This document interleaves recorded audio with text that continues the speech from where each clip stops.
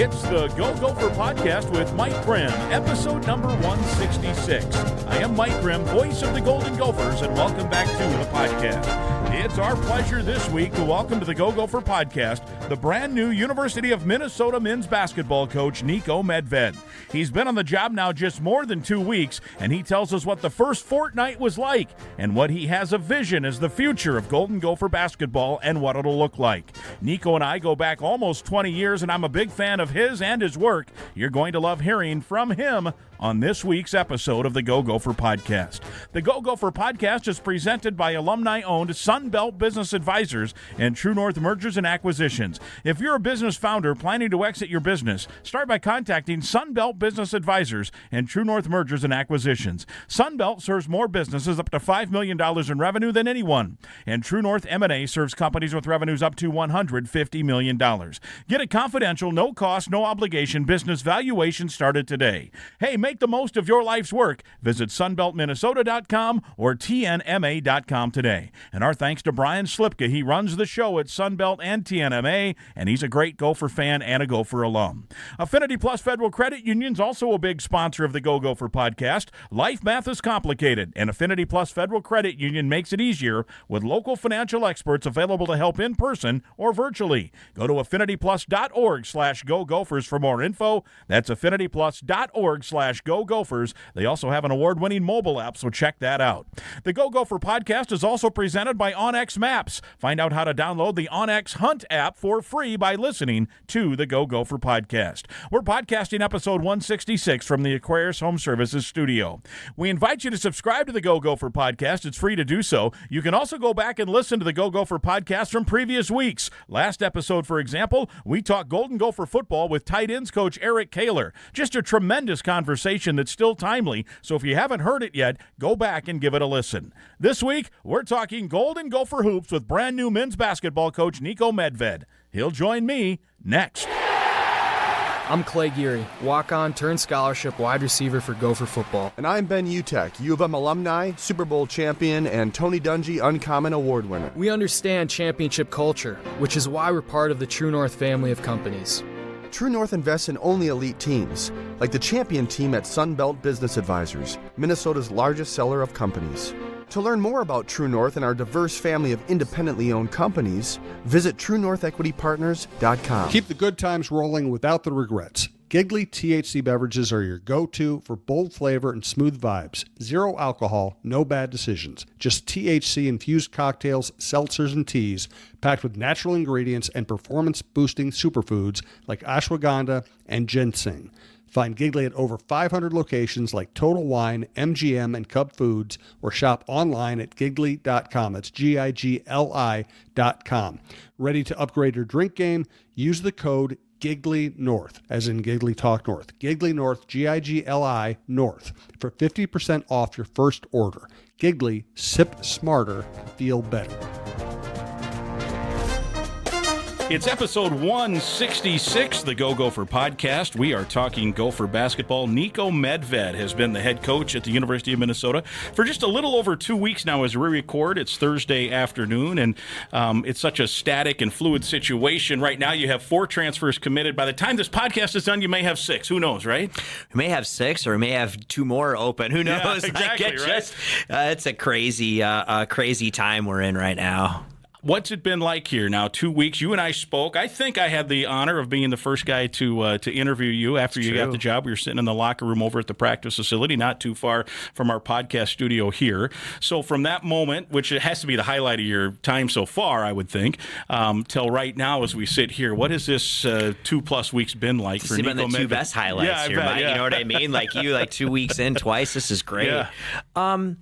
You know, it's chaotic. I mean, you know, like I think you described it as fluid. I mean, you know that going into it, and I don't think we're alone. I mean, I think, you know, all over the country people are dealing with that. But then when you couple in, you know, the move, the hiring a staff, you know, doing all those things, it adds a whole nother level, you know, to it. So, well, yeah, we're in this, you know, crazy kind of transition time in college athletics.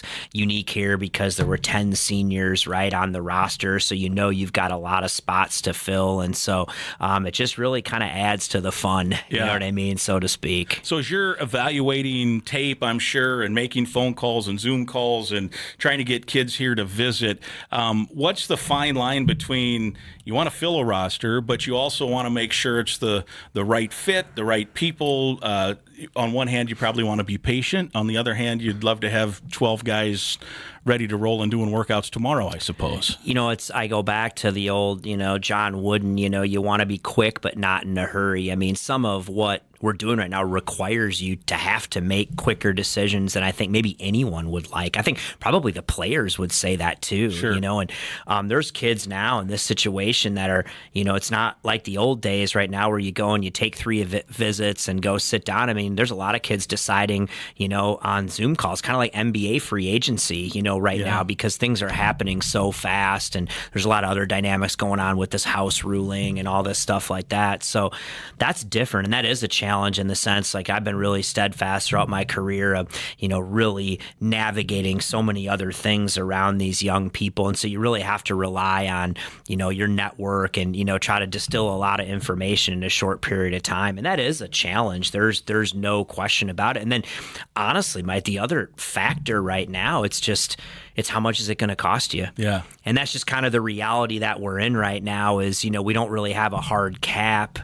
Everyone kind of is operating on a different cap and these agents. So you might vet all those things, but then at the end of the day, if the price tag, you know what I mean, to do that isn't there. So that's just a whole nother world that's changing by the hour here. It's nuts. I think PJ Fleck has described it as when you go recruit a high school kid, it's like literally, it's a high school sweetheart. You go on a bunch of dates and eventually you get married.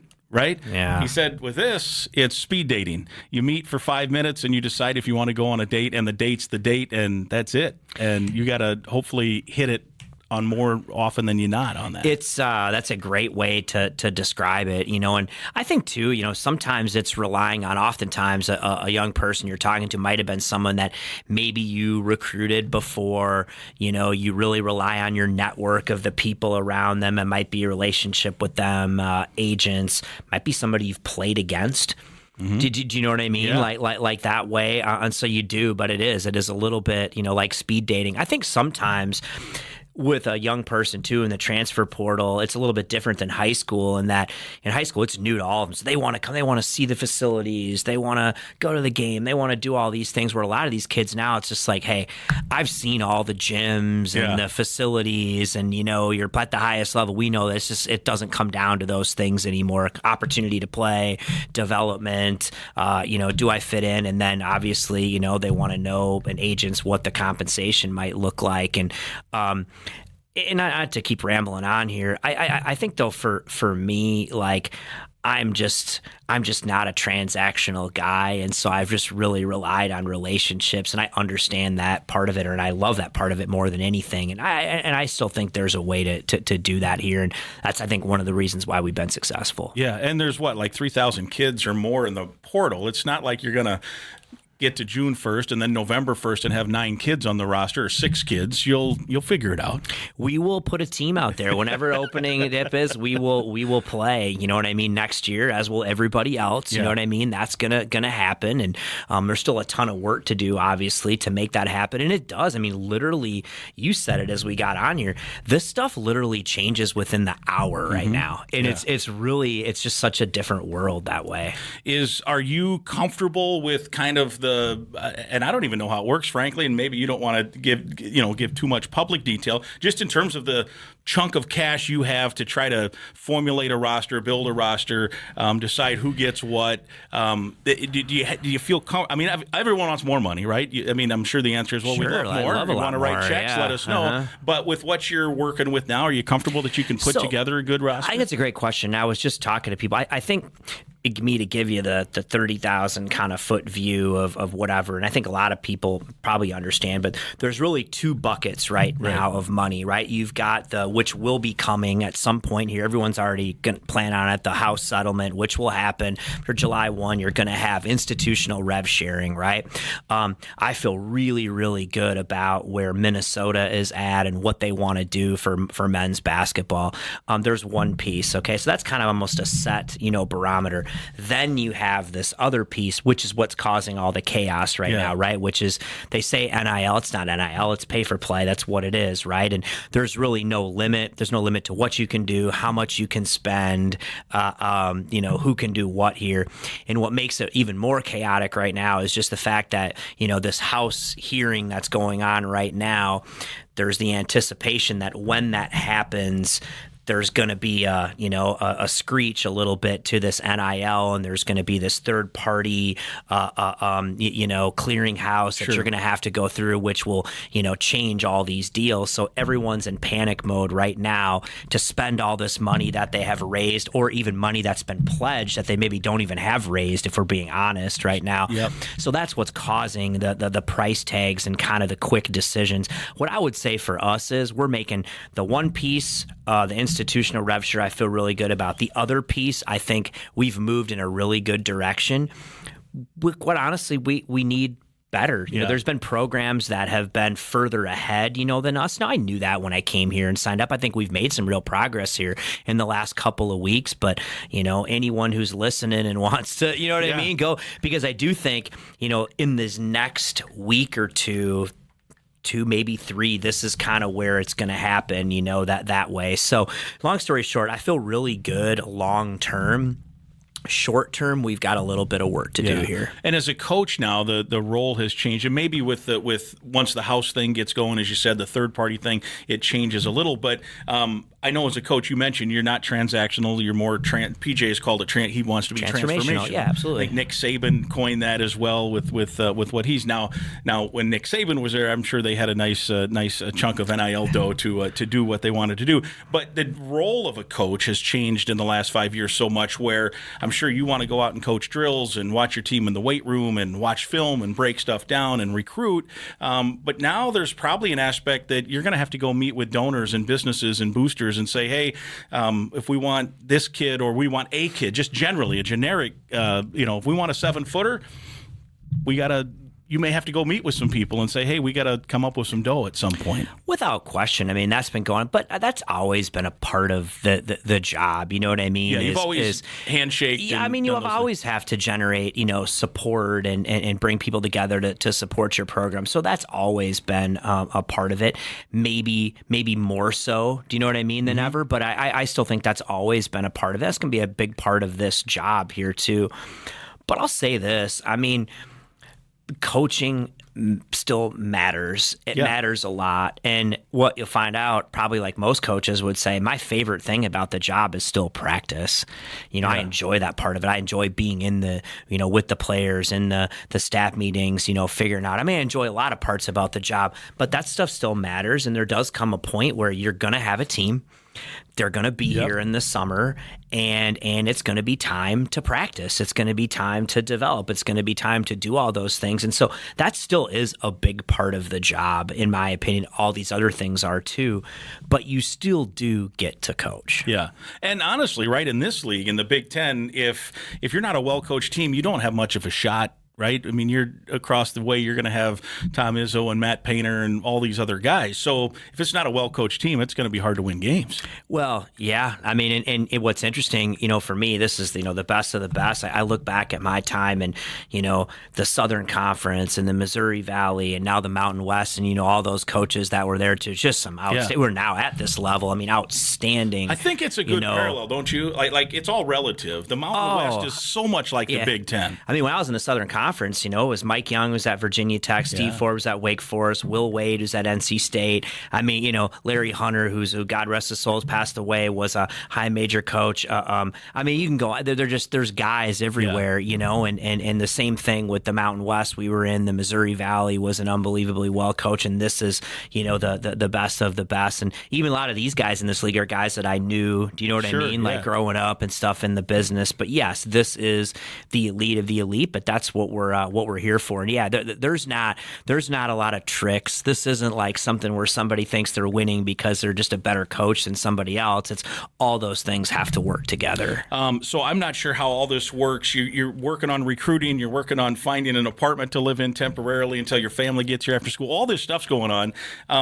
the leftover guys on the team now, you do have some. Are they still allowed? I mean, are the coaches working with them now and doing all that stuff, or what are you allowed to do? Yeah, we got a couple guys here right now, so we can't really do much. But Mike and Grayson are starting to do some of the work. They were just in the gym with our guys and just getting them on a routine and starting to get them to understand maybe some of the things that we're doing. And honestly, a lot of it too is there's stuff in the weight room, stuff on the court to keep improving, but just getting to know them better too. Sure, yeah. It's that relational stuff and them really kind of feeling comfortable with you and us and the new staff, and just I think those are just as big as anything. And getting them excited for what's next, and then before you know it, June is going to be here, and that's when, like you said, we'll have a team here eventually, and that's when the real work starts. Yeah, so the guys that are currently committed, there's 4 in terms of the transfer portal, they have to finish up their schoolwork at their current place. Otherwise, it becomes a little tricky to make sure they can start summer school here in June, right? Yeah, you still have to go to school here in this business. So you got to go to class and you got to do that. And so, yes, I mean,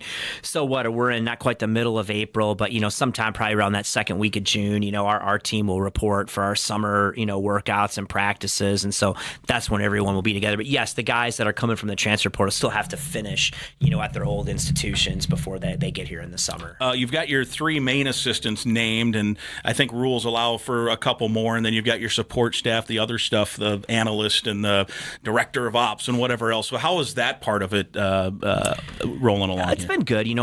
Other people will be announced here too. So I've got one more spot to fill. Your staff's everything. I mean, this is a people business, and if you don't have great assistants and great synergy, it doesn't work. And I tell people all the time. I mean, I figured this out really early as a leader. If you have really good players who are really good people, and you have really good assistant coaches who are really good people, they make you look like you know what you're doing.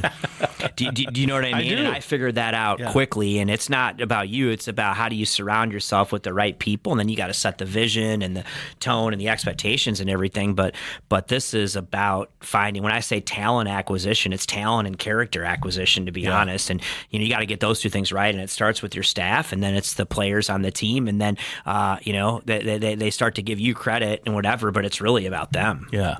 Let me talk about a sponsor real quick, and then we'll get back to talking with Niko Medved. We want to talk about Affinity Plus. It's your local credit union, proudly serving Minnesota since 1930. If you're a current Gopher student or a proud Gopher alum, you're eligible to join this financial that wants to build a meaningful banking relationship and put you first. You can meet with a local employee at any of their branches statewide, including right off campus here on University in Minneapolis.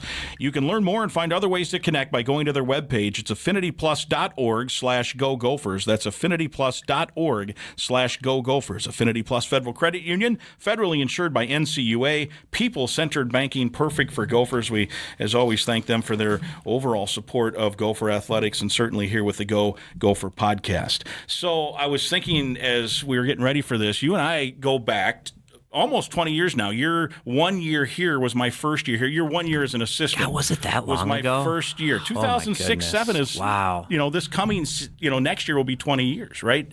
Yeah. In terms of seasons itself, I just finished my 19th. So that was an interesting year. Like, I'm 7 games into my first year here, and Coach Munson, gets relieved of his duties. I'll never forget the trip to Orlando and the Old Spice Classic, and that did not go well.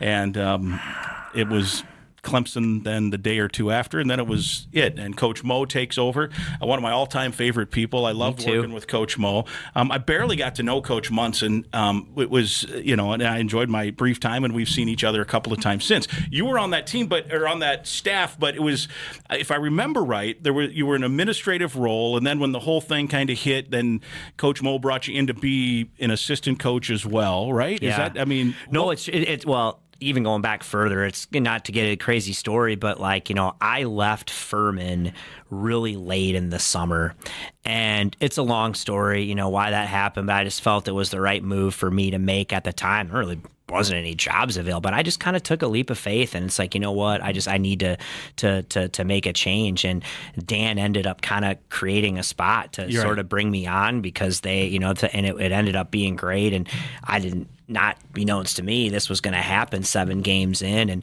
by the way, I mean, Dan is just a tremendous person too. I mean, somebody I still keep in touch with, and Coach Mo too. I mean, Coach Mo slept. I mean, Coach Mo's one of one. Coach Mo slept on my couch. My wife. There's nobody like him. You know what I mean? There's nobody like him. He'd be on the treadmill in jeans. You know what I mean? Like, he coached in jeans. Oh, he's awesome. He was on the practice court in jeans. I always thought that was interesting. What was really cool about that year for me personally when it happened, it ended up being such a fun year for me personally because Coach Mo and I got really close. You know, some of the other guys on the staff, even the players who I still keep in touch with today. And even though the season, it just was kind of like, I don't know, you kind of let go of a lot of things. And I really enjoyed getting to do a little bit of everything. You know what I mean? That year again. And I don't know, it was kind of a spiritual year. And then it was right after that at the end of the year, you know, even before the year was over, you know, Coach Miles was going to Colorado State. He offered me a job. I don't know what would have happened with Tubby. Tubby came into my office. I'll never forget when Joel Maturi came in my office when they made the change at the end. He kind of allowed me to sort of run the deal before, and he came in one day and said, I need you to keep it quiet. He goes, but we're going to pick up Tubby Smith. You know, I just hired Tubby. I'm like, oh my God. So I came here. I'd already accepted the job with Coach Miles. I remember Tubby came in and asked, you know, hey, are you, you know, and I'm just like, nah, I'm going to Colorado State. And I don't know what would have happened, but everything happens for a reason. And I ended up at Colorado State, and, you know, now somehow I'm back here, right? It's crazy. Sitting here. But it was a great year, even though the team didn't go, and some of those guys I still keep in touch with today. I mean, I saw Jamal and Travis and Spencer. I'm glad we don't have to deal with him on the radio, right? Like that he's out of here. Quitter. Spence, he's a quitter, no question. But like a lot of those guys, I mean, John Williams, Dan Coleman, I mean, there's guys that I still keep in touch. I'm missing somebody. Lawrence McKenzie was on. You know, I'm missing people. But it was really a fun year, and it's crazy it was that long ago. Yeah, 19 years. Now we're sitting here today. And here we are. And so you mentioned at the end, I think people don't know this, you were kind of the interim head coach for maybe a week, right? I mean, Coach Mo, I guess it's true, yeah. I mean, technically, you're the only guy left, right? Yeah. I mean, everybody had left. Coach Mo was told, hey, we're going in a different direction. So he's out trying to find work, you know, and he got a job. So Niko's literally running the program. Can I tell you a funny story about that? I think I know what you're going to say. About the schedule? Yeah, the home and home. Yes, the home and home. So I got to here. The home Joel and home. Maturi, if you're listening, don't hold this against me, man. I had to bring it up because I knew I was going to go with Miles, right? And I had it wired, and I'm sitting there, and Tubby was kind of talking to me, and we needed a game. And I'm like, Miles, what if I could get this done? And I got that contract through, and Minnesota had to come down to Fort Collins the next year to play. Tubby and we had the home and home. Mad. He was so mad. I said like that, like he was so mad. How on earth did we schedule that? But so that's my gift here. Yes. But Minnesota ended up beating us. It was a great game. Yeah. It was a great game that year. They ended up beating us, and then obviously, you know, I left but it was I did slide that through. I have it written down. I said home and home. I wanted to ask. That's my gift. gift. Trying to remember, because you were like running the show. It was like a week or two. In between the time, you know, Coach Mo had to go find his. You know, everyone needs to work. So you're the local guy hanging out, and you get a contract, a home and home. The Gophers got to go play a Mountain West. I'm a playmaker. I get things done. Yeah. But even then, like now, I don't think it would be that unheard of. Like a Big Ten team going to play a Mountain West team. Although I'm sure you've tried and they've said no. But back then, that was a rarity to get a Big Ten team in your home gym on a home and home. It was a rarity. It's harder and harder, you know, ever, you know, that way. But yeah, that is funny. I'm glad you remembered that. So they can't hold it against me now. Yeah, it was great. And the only other good thing at that time, I was doing. Dave Lee was doing football. I was doing basketball. So I was pregame, postgame on football. The Gophers basketball were out in Fort Collins that night, and so I missed the Gopher football game that night, and it was the 55-0 Iowa win in the final game of the Metrodome. Yeah. So because of you signing that schedule, I was able to miss that debacle. Well, see, I mean, things happen for a reason, right? Exactly. You know what I mean? Like, exactly. That was, but I've remembered that. I just thought that was a stroke of genius on your part. Like you said, I was going to tell you first, and then I forgot because I was going to say, well, edit it out if you think you'll get in trouble. But you brought it up, so we're good. I brought it up. We're good. That's fun. It's a story the fans would appreciate. Of all time, for sure. So Tim Miles gets to do the home and home. What was it like coaching for him? What did you learn from Tim Miles? You know, Tim's still a really, you know, close friend that way. And there's so many things you learn from everybody. I would say one of the biggest things from him is just really really taught me, I think, what it's like to be a head coach and all the other things that go into being a head coach that are not just recruiting and coaching. He's a terrific coach, recruiter, all those things, but just, the way he built those programs at Southwest State and Minnesota, and North Dakota State, and just all the other things, the connection, the outreach, the fundraising, just the different, outside the box things that he would do that really went into building a program, and then allowing me as an assistant to have my hands in all those things, giving me the autonomy to do that. I just thought really, really helped me grow.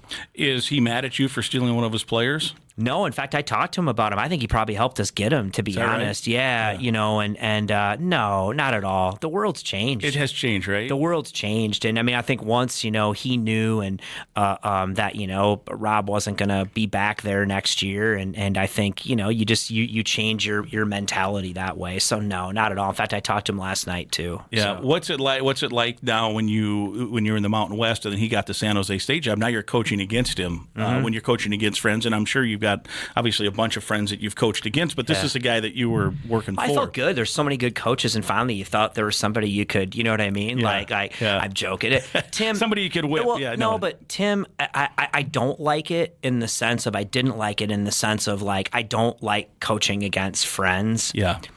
But the other side of it is he's a tremendous coach. He's a tremendous coach. He's going to get the most out of his teams. And I don't think San Jose State has any idea still what they have. Right. You know what I mean? In him, and he's always just a pain in the you-know-what to play against. That way gets the most out of his teams. They're always prepared. They're ready. So I didn't like that part of it. But I love seeing him back in the chair coaching, and doing what he loves, because that's who he is. And so it's great to have him, doing what he loves to do. But man, that guy can win anywhere. He was, when I do the opposing coach interview and he was at Nebraska, he played twice a year, most years, once a year, some years. It's usually a 4-minute deal. I really needed 2 questions. That was it, because he could talk. Oh, he can do it. Yeah. No, I learned that from him too, right? He can talk. So, yeah. I'd be like, Coach, we got to go. And he'd be asking me more questions. I'm like, I'm on the air in 15 minutes. I got to go. I love him. Yeah, he's a good dude. One thing that struck me as, and I knew this, I followed your career obviously, but when it becomes real and you're the coach and you look and it's like, okay, you were at Furman as an assistant coach. 7 years later, they hire you as a head coach. You went with Tim Miles then at Colorado State. 5 years later, they hire you as a head coach. The Minnesota situation's a little different. You were head coach for a week, as we talked about. But 19 years later, they hire you as a head coach. What's it say about a coach who has been an assistant at a spot and has made enough impression in terms of how you went about your work, relationships you created, to then get a coaching job years later?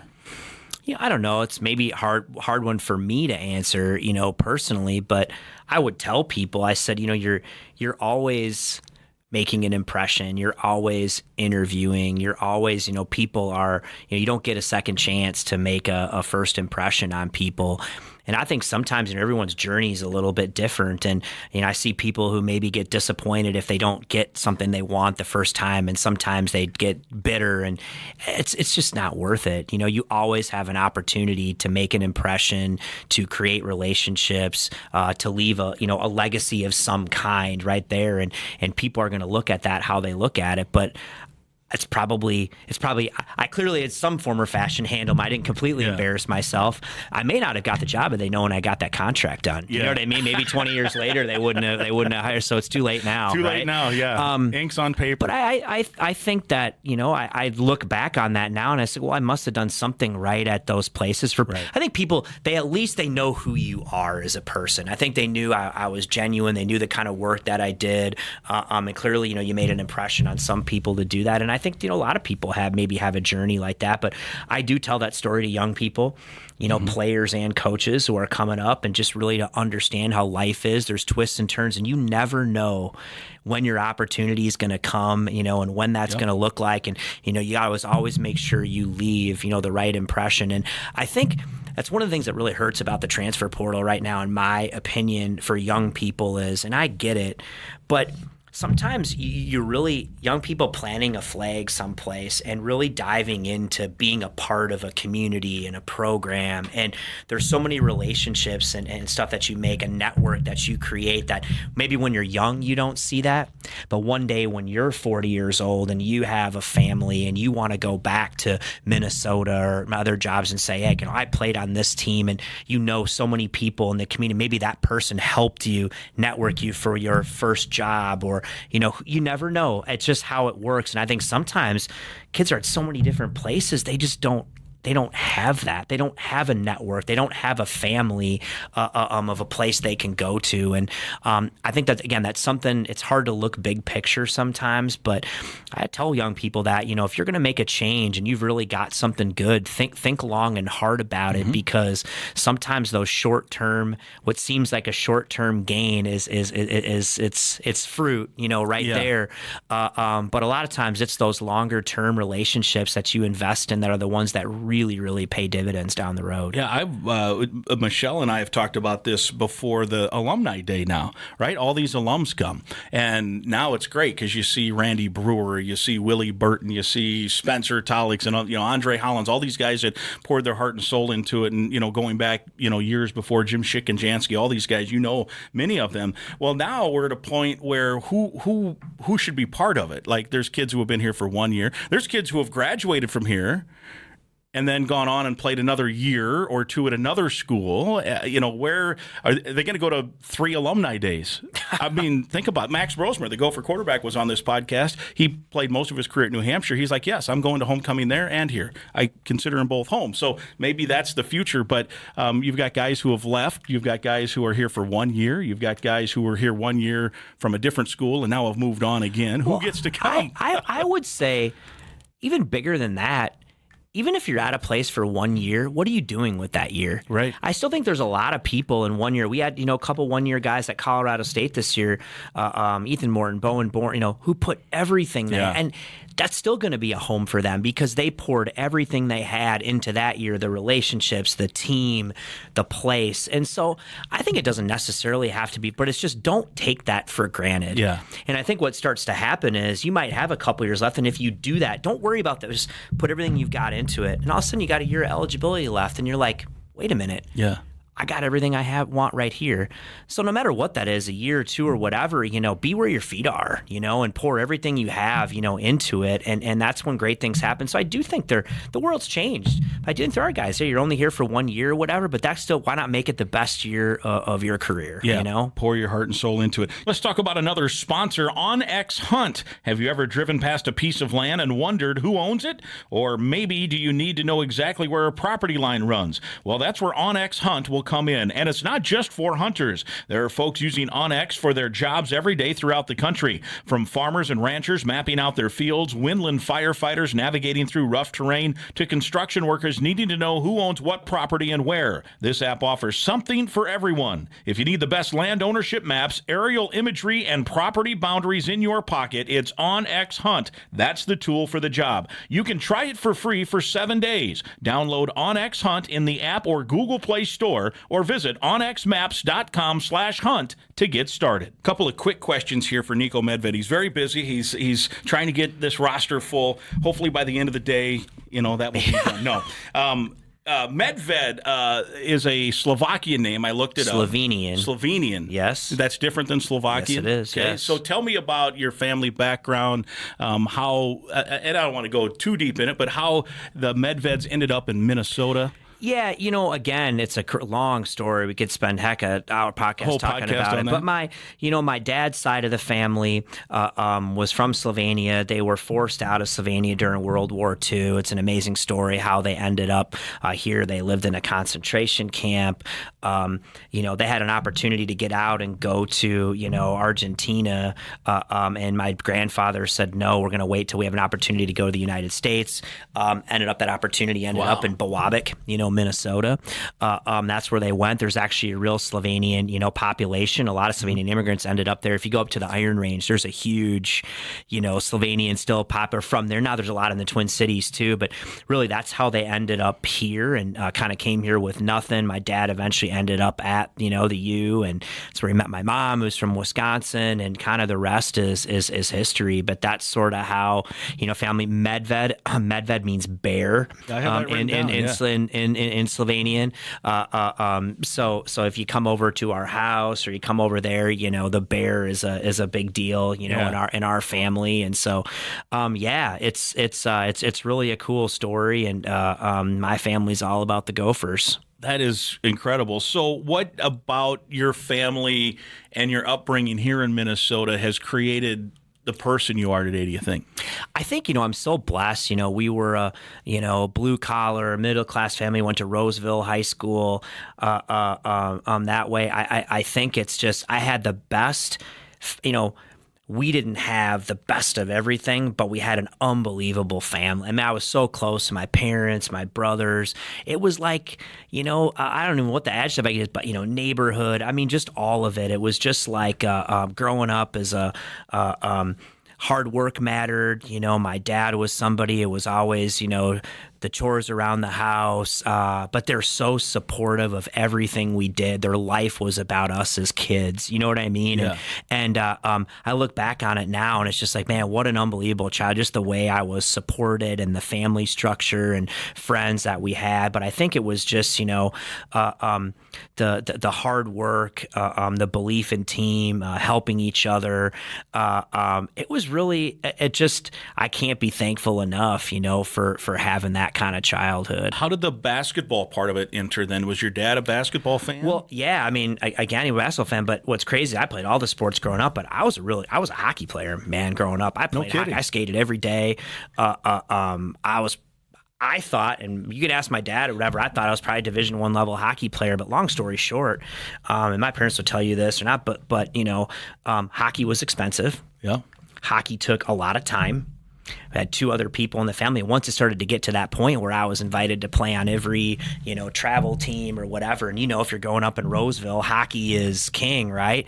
And it just got to the point where couldn't afford it, and the time commitment was just something that it wasn't. If I was going to keep doing it and the trajectory I was on, it was going to be hard to manage that, for family because of time and resources. And so I decided, well, if I can't do it that way, I'm not going to do it. And I just didn't even start playing basketball until I was like in 8th grade. Really? Which is crazy. And then I dove all the way into it. It's the greatest sport. It's kind of the way that life works and blessing. I played soccer. I played, all the stuff like that.